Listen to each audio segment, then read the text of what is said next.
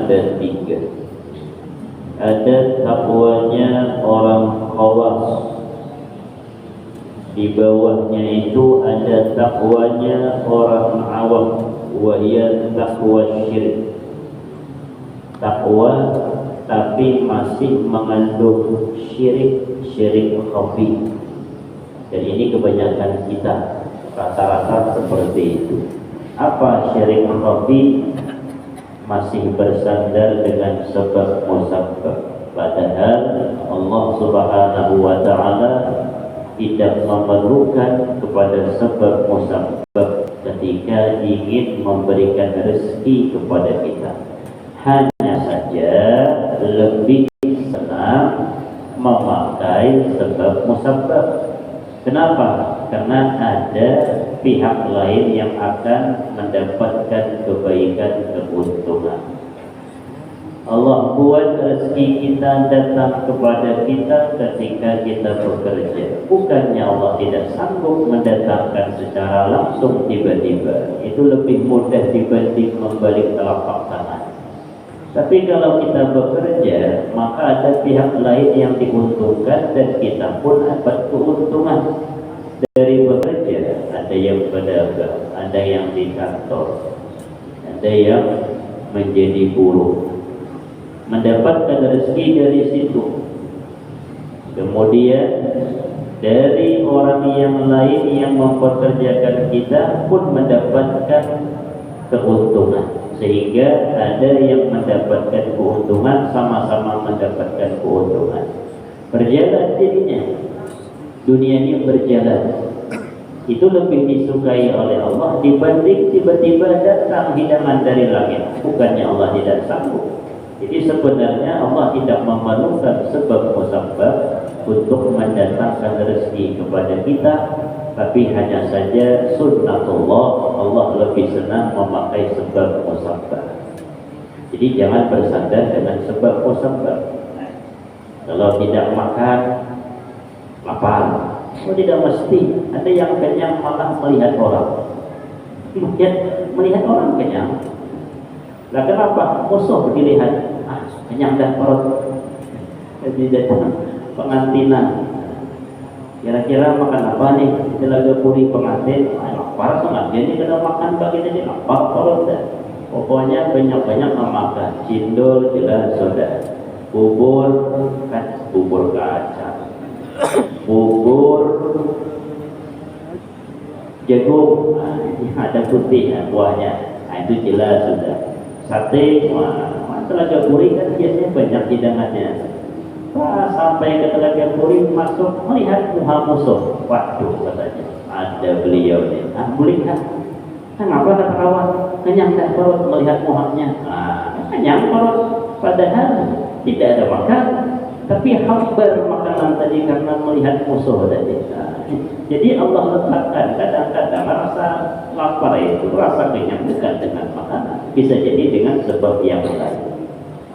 Kadang-kadang ada orang itu kenyang sebab tanpa lapar, ada juga. Diundang orang yang bercerita meninggal sudah. Diundang orang karena hadir pengantin. Sampai ke sana kurang dihiraukan orang. Mungkin tuan rumah maklumlah sibuk. Kadang-kadang tidak terhiraukan yang dari Tembilahan. Mungkin lebih menghiraukan yang dari Pekanbaru. Hidangan lambat keluar. Perut lapar sudah.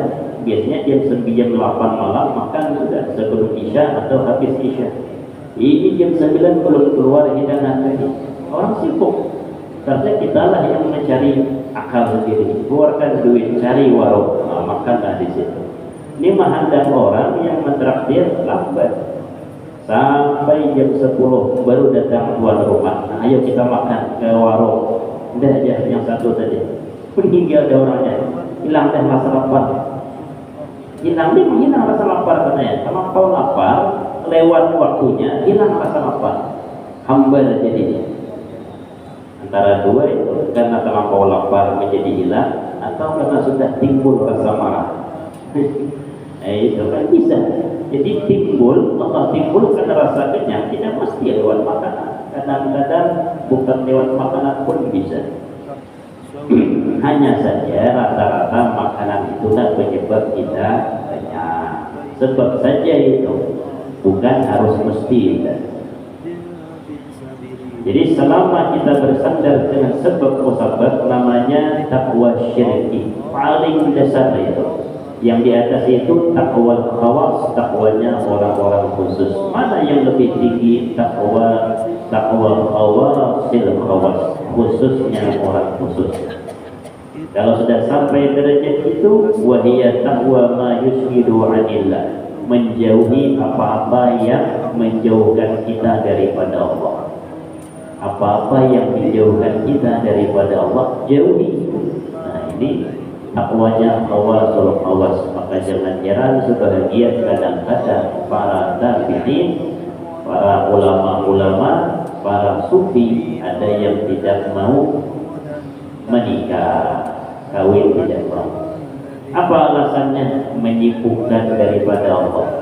Kalau sudah punya bini, kita sibuk daripada Allah, sibuk dengan bini, sibuk dengan anak dan sebagainya. Tapi bagi orang yang berpandangan demikian, bagi orang yang berpandangan dengan sebab punya istri karena syahwatnya besar, itu lebih baik dia menikah.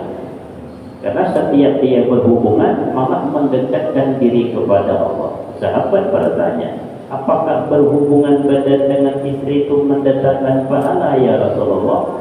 Rasulullah menjawab, kira-kira pandanganmu ketika kau berzina mendapatkan dosa apa tidak? Dosa, kata sahabat. Maka begitu pula ketika kau mendatangi yang halal yaitu istrimu, maka kau dapat pahala. Amal ibadah itu takwanya khawasul khawas. Jadi hudan lil muttaqin, Al-Quran itu petunjuk bagi orang-orang yang bertakwa. Kemudian Allah Subhanahu wa ta'ala memberikan mana sifat orang-orang yang bertakwa. Orang yang bertakwa itu alladzina yu'minuna bil ghaib, orang-orang yang beriman bil ghaibi, dengan perkara ghaib, bima ghaba'anhum minal ba'si wal jannah wal nar. Apa-apa yang ghaib itu dia beriman. Mana yang ghaib? Jannah, surga, nar, neraka, tidak kelihatan sekarang. Itu ghaib semua, ya. Wajib beriman. Wal malaikat, malaikat. Wal arash, arashnya Allah. Wal kursi, kursinya Allah. Ada tafsir mengatakan arashnya Allah dan kursi itu dihijab 70 hijab. Apa hijab? Hijab itu seperti ya penghalang lah.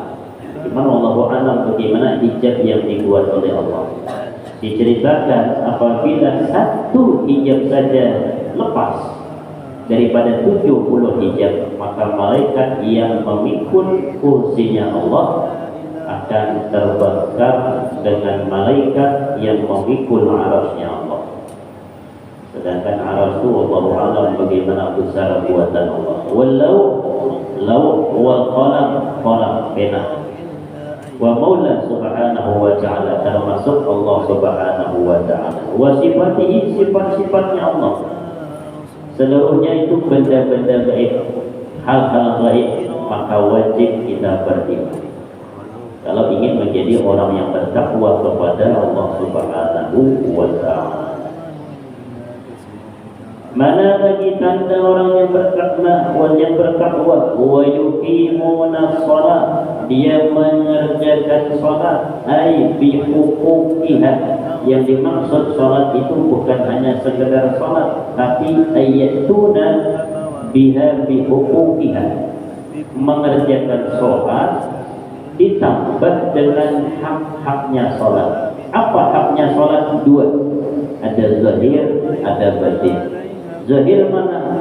Syarat-syarat sholat, rukun-rukun sholat.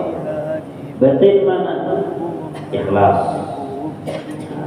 Batin itu satu saja ditinggal, maka belum sampai ke derajat takwa. Ini berat sebenarnya.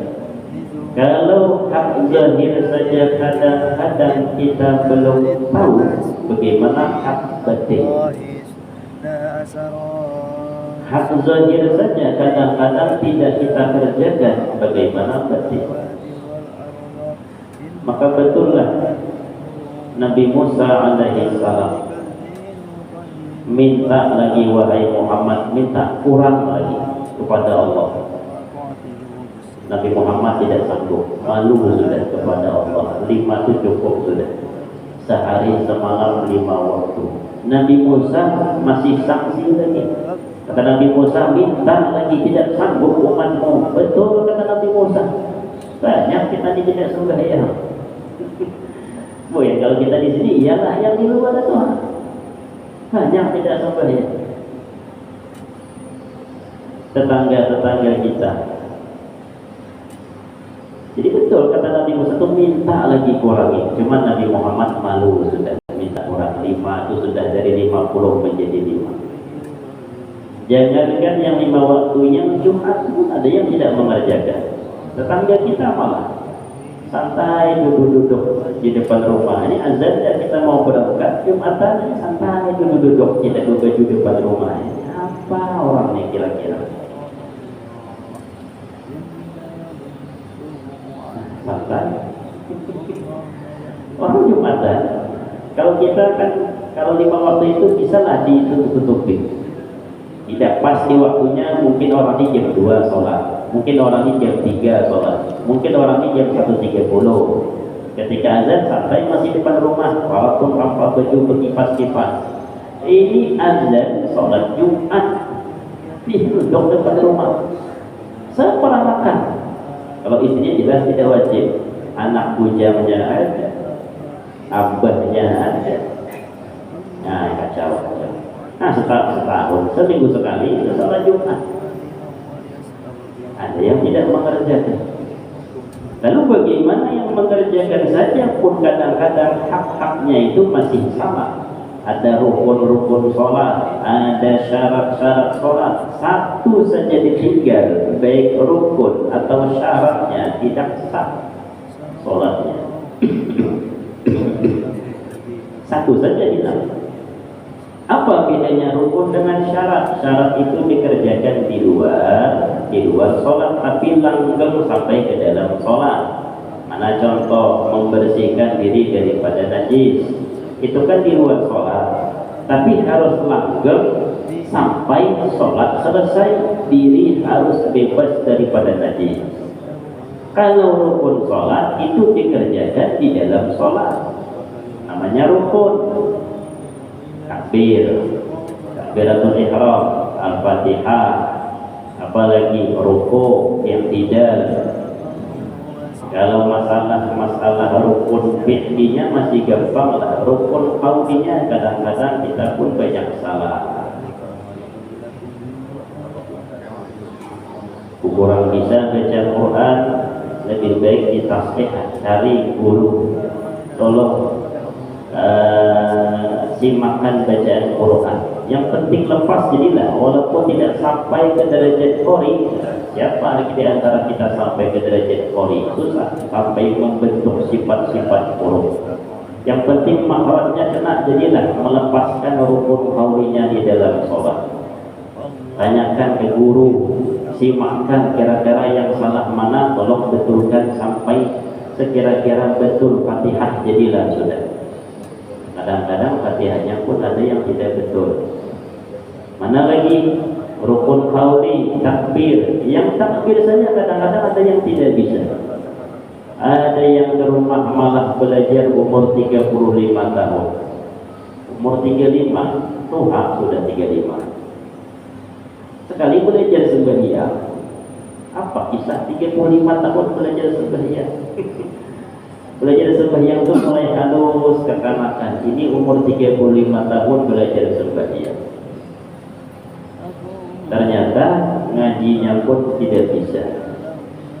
Ternyata takbirnya pun salah. Maka umur 35 tahun. Anggaplah baliknya umur 13 tahun.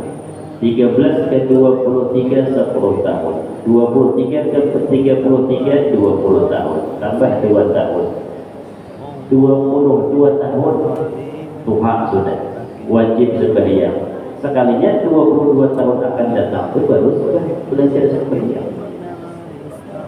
Ternyata pas belajar memang salah. Mengucap takbir Allahu Akbar saja pakai waw. Allahu Akbar, bukan Allah tapi Allahu Akbar. Ada huruf waw mati antara hamzah, alif dan lam. Allah,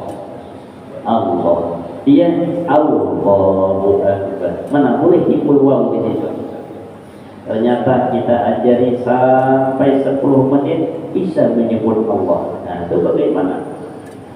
Di dalam kitab Fathul Mu'in dikatakan apabila salah dia menyebut karena kecerobohannya, maka sholat yang selama salah itu wajib diulang.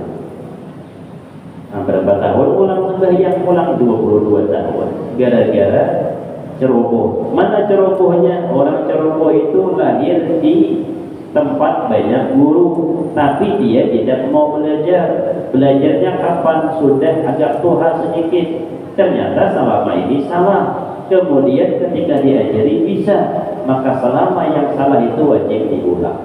Namanya ceroboh karena hidup di tempat banyak guru. Beda orang yang hidup di hutan. Beda nanti hasilnya. Orang hidup di hutan, tidak ada yang berdakwah di sana. Dia buka kebun, orang tuanya bawa dari kecil ke sana sampai dia dewasa. Yang ngajarinya pun orang tua sendiri, orang tua pun tidak paham. Sampai kemudian keluar dari kebun, keluar dari hutan, karena nior mahal, ajalah jawabannya, aku bawa ke tembilahan kita jual nior. Nah, nior mahal nih kata abahnya, aku traktirlah kita makan, kita goyang di hotel, sembahyang di Al-Huda. Sekali sembahyang di Al-Huda, kenapa selama ini beda dengan huruf yang diajarkan abahnya? Di Al-Huda, Allahu Akbar. Yang di rumah, Allahu Akbar. Belajarlah dia, ternyata selama ini salah. Itu masih dispensasinya ada. Maaf, kenapa? Mulai bayi di hutan itu. Ini mulai bayi di tembilahan hidup, lampu sudah ada, listrik sudah ada, guru ngaji di mana-mana, umur 35 hanya belajar, itu salah. Nah, pasti ya, yang telah wasati di foto ayahuna, yang 22 tahun, bagi jimin, tidak usah terlampau anu banget, bagi jimin yang penting hati senang memfoto. Itu hak-hak sembahyang. Ada zahir, ada batin. Batin mana? Al-ikhlas wal khudu' wal khusyuk. Baru disebut orang yang bertakwa. Wa mimma razaqnahum yunfiqun, dan daripada apa yang telah kami berikan rezeki kepada mereka, hum yunfiqun, mereka menginfakkan.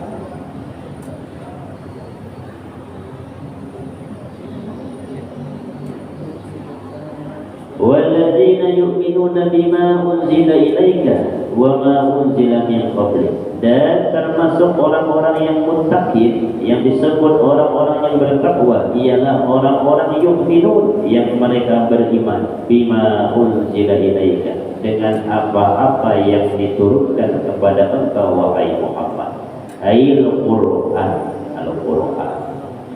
Wa ma unzila min qablik, dan apa-apa yang diturunkan min qablika, daripada sebelum engkau wahai Muhammad, ai at-Taurat wal Injil wa ghairihima, Taurat, Injil, Zabur, dan selain banyak suhuf.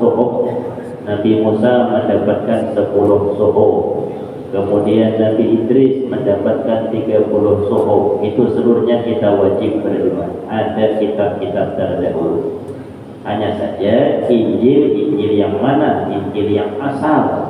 Taurat yang mana? Taurat yang asal, yang memang diturunkan kepada Nabi Musa, Nabi Isa, Nabi Daud alaihi salam. Kalau yang sekarang ini banyak perubahan. Jadi kalau Al-Quran ada yang bisa merubah, ditantang malah oleh Allah. Andai kata berkumpul jin dan manusia, kata manusia dan jin membuat seperti Al-Quran, maka mereka tidak akan mampu. Ulaika ala hudam min rabbihim. Seluruhnya itu orang yang beriman dengan perkara gaib, mengerjakan sholat dengan hak-haknya sholat, kemudian murah dengan rezeki yang Allah berikan kepadanya. Orang murah rezeki itu biasanya paham itu hanya titipan Allah. Kalau dia merasa itu usahanya, biasanya agak fisik. Bukan agak fisik, memang fisik memang. Agak fisik, memang fisik.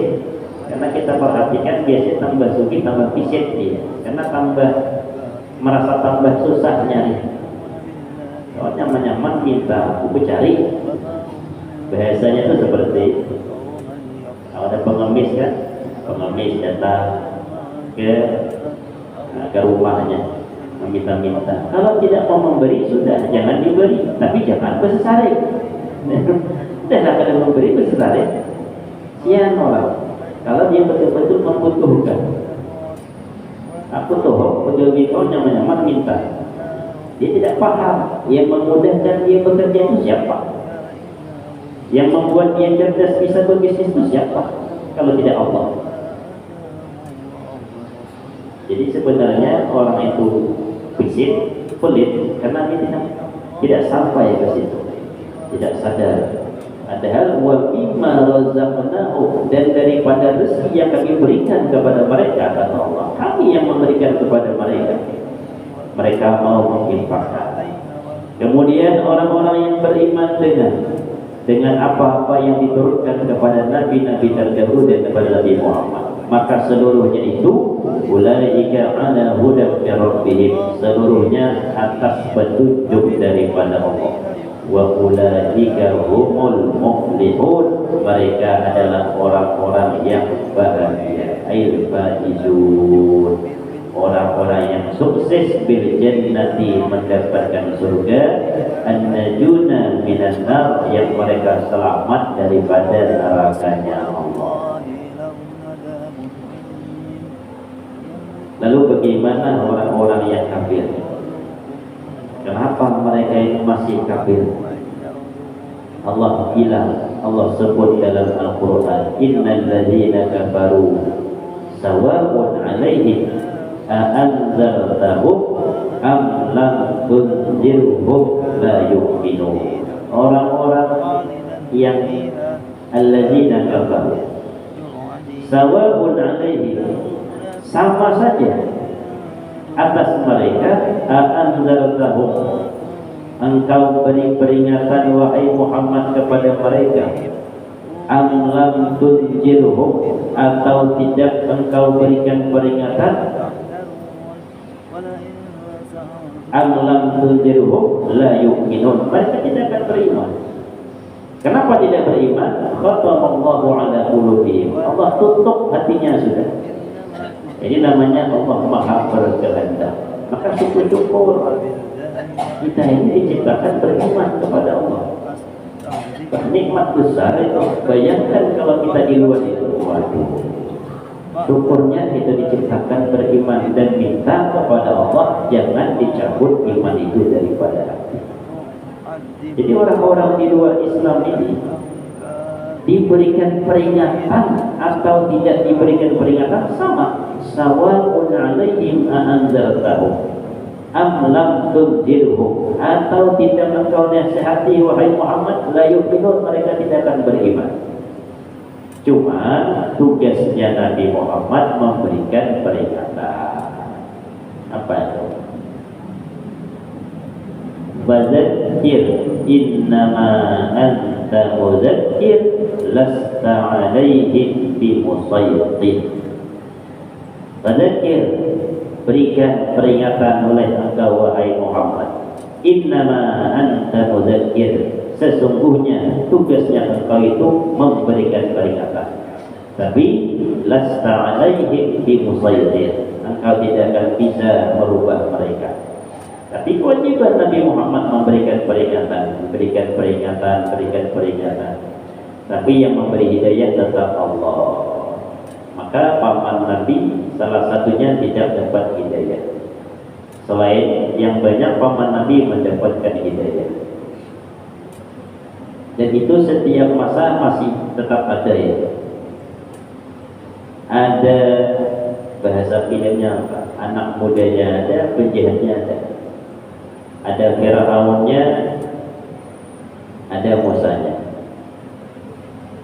Ada Ibrahim, ada Namrud. Ada Nabi Muhammad, ada Abu Jahal. Setiap masa sampai sekarang seperti itu. Jadi jangan kita anggap hilang model seperti itu. Cuman orang yang berperannya beda-beda. Perannya beda-beda. Ada ulamanya, ada penjahatnya. Ulamanya banyak. Cek mana ulama yang sekira-kira betul-betul ke acara itu yang diikuti. Mana ulama yang betul-betul ikut Nabi itu yang diikuti. Mana ulama yang kira-kira betul-betul ikut cara jalannya Nabi Musa, jalannya Nabi Ibrahim, itu yang diikuti. Karena pasti ada kontras itu. Ada Nabi Ibrahim, ada Namrud. Ada Nabi Musa, ada Nabi Musa, ada Firaun. Ada Nabi Muhammad, ada Abu Jahal. Ada Nabi Isa, nanti belakangan ada yang namanya Dajjal. Jangan salah pilih, ikut salah satunya. Karena dua ini pasti ada berperan tiap masa. Ada penjahat, ada anak mudanya. Ada DJ-nya, ada tuan takurnya. Nah itu bagus juga. Pilih India ya. Pilih India ya. Bahkan kuat malah nyinggung polisi. Nah Indonesia juga nyinggung polisi. Pilih India malah membuat polisinya malah yang ikut bermain di situ. Kan banyak film-film India seperti itu. Tapi bebas dia buat film. Coba di Indonesia seperti itu, Pak, kita akan bisa buat film. Cari film di Indonesia seperti itu tidak ada. Langsung disensor. Jadi kenapa filmnya seperti ini? Masa polisi jadi penjahat? Nah, film-film India banyak seperti itu, polisi jadi penjahat. Gengnya dengan tuan takur, jadi susuruhan tuan takur. Nah, polisi dibantai. Siapa membantai? Vijay. Dijok polisi dihantamnya. Nah, bantah juga nyinggung-nyinggung polisi ya. Pilih-pilih India. Indonesia ada ikan ya. Karena sensor dilarang film seperti itu.